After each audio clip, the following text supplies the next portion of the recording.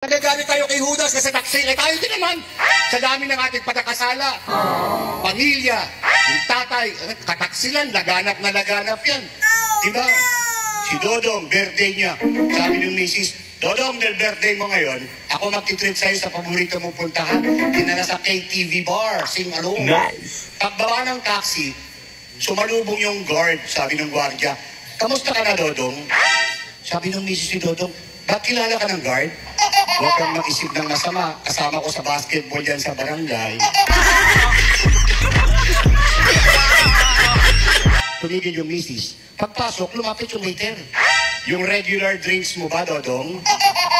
Tinitigan siya ng misis. Sabi ni Dodong, huwag kang mag-isip ng masama.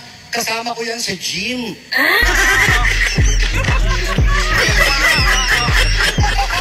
Maya-maya lumapit yung dancer.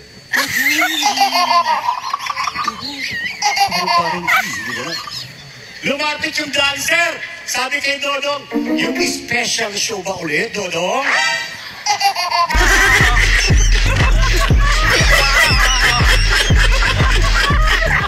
Galit na galit yung misis. Kinalagkat si Dodong papalabas ng bar. Pagsakay ng taxi, sabi ng driver, wow, Dodong, ang pangit ng nakuha mo ngayon, ah. Patay na si Dodong. Kaya mag-ingat kayo. Minsan ganyan ang buhay natin, eh. Eh, paano talaga ganyan mga lalaki? Lalaki lang ba marunong mag-taxi? Excuse me. Wala bang taxi na babae? Sa pamilya nga, eh. Sabi ng lalaki, dahil sa El Shaddai, na-realize ko na ang kasalanan ko sa iyong mahal ko. At sa tatlo nating anak, kaya simula ngayon, pinapangako ko sa iyo, hindi na ako magluluko. Wow. Hindi na kita pagtataksilan. Hindi na ako mambababae kahit kailan. Wow. Sabi ng misis, mabuti naman kung ganon. Pangako ko din ngayon sa'yo, sa susunod kong panganganak, ikaw na yung totoong tatay. No?